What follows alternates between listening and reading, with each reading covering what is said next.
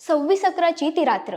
अजमल कसाब आणि त्याच्या सोबत आलेल्या दहशतवाद्यांनी मुंबईचे लचके तोडायला सुरुवात केली होती. दिसेल त्याला गोळी झाड, समोर येईल त्याला ठार कर, अशा जिहादी मानसिकतेने मुंबईत पोचलेल्या त्या क्रूर कर्म्यांनी दक्षिण मुंबईत अराजक माजवलं होतं. कामा रुग्णालयातील शेकडो रुग्ण त्यांच्या या जिहादी मनसुब्यांखाली चिरडले गेले असते. पण त्या रात्री त्या 5 रणरागिणीने अवतार धारण केला नसता तर कल्पना न केलेलीच बरी.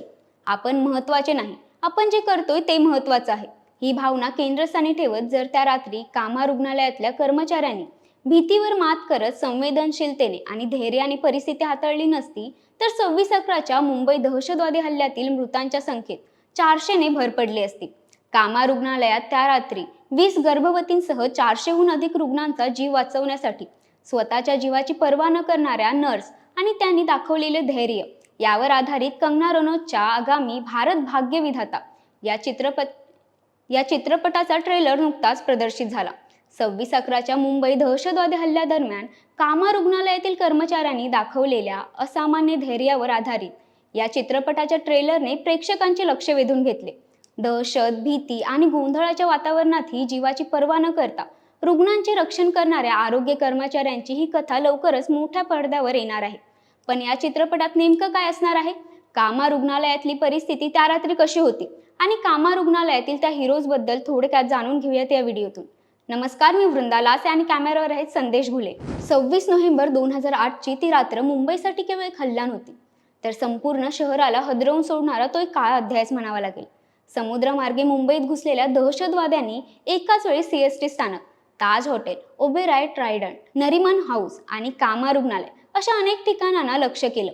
गोळीबार, स्फोट, धूर आणि भीतीने संपूर्ण मुंबई काही तासांसाठी जणू थांबून गेली होती.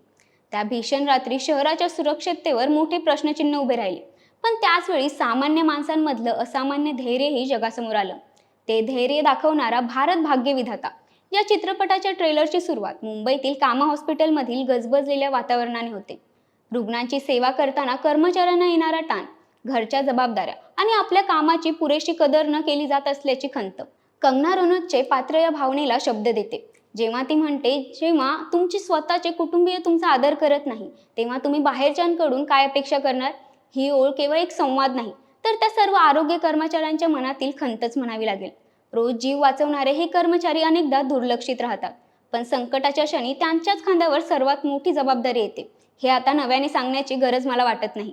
कथा पुढे सरकते आणि सीएसटी स्थानकाजवळ दहशतवादी हल्ला झाल्याची बातमी येते. त्या क्षणापासून रुग्णालयातील शांत वातावरण एका भीषण संकटात बदलते. जखमी, घाबरलेले आणि मदतीच्या अपेक्षेने येणारे लोक हॉस्पिटलमध्ये दाखल होऊ लागतात. रुग्णालयाचे अधिकारी नियम, प्रक्रिया आणि शिस्त याचे आग्रह धरत असले तरी प्रत्यक्ष संकट समयी त्या नियमांचा किती उपयोग होतो असा प्रश्न कंगनाच्या पात्रातून उपस्थित होतो. या हल्ल्यात कामा रुग्णालयातील कर्मचाऱ्यांनी दाखवलेले धैर्य आजही प्रेरणादायी मानलं जातं.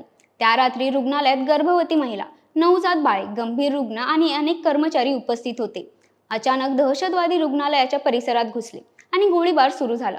अशा परिस्थितीत घाबरून न जाता काही नर्स आणि कर्मचाऱ्यांनी अत्यंत शांतपणे, प्रसंग सावधान बाळगता रुग्णांना वाचवण्याचे काम सुरू केले. त्याने वॉर्डचे दरवाजे बंद केले, दिवे बंद केले आणि रुग्णांना वॉशरूममध्ये आणि सुरक्षित ठिकाणी लपवले. अंधार, भय आणि गोळीबाराच्या सावटातही त्याने आपले कर्तव्य सोडले नाही. त्या रात्री विशेष उल्लेख होतो तर कंगना रनौत साकारत असलेलं पात्र म्हणजेच अंजली कुलथे या स्टाफ नर्सचा, ज्यांनी तुरुंगात जाऊन अजमल कसाबची ओळख पटवून दिली होती. त्या रात्री कामा रुग्णालयात त्यांच्याकडे सुमारे 20 गर्भवती महिला होत्या, ज्यापैकी काही प्रसूतीच्या अवस्थेत होत्या. त्याचवेळी पहिल्या मजल्यावरील त्यांच्या वॉर्डाच्या खिडकीतून त्यांनी दहशतवादी अजमल कसाब आणि त्याचा साथीदार अबू इस्माईल यांना पाहिलं. ते दोन्ही दहशतवादी मागच्या गेटमधून उडी मारून रुग्णालयात घुसले. रुग्णालयाच्या आवारात शिरताच त्या दहशतवाद्यांनी भानू नारकर आणि बाबन वालू या 2 सुरक्षा रक्षकांना गोळी झाडून ठार केलं. हे दृश्य पाहूनही अंजली कुलथे यांनी अत्यंत शांतपणे भारी दार बंद केलं, रुग्णांना सुरक्षित ठिकाणी हलवले आणि प्रसूती कक्षातील महिलांचे संरक्षण केलं.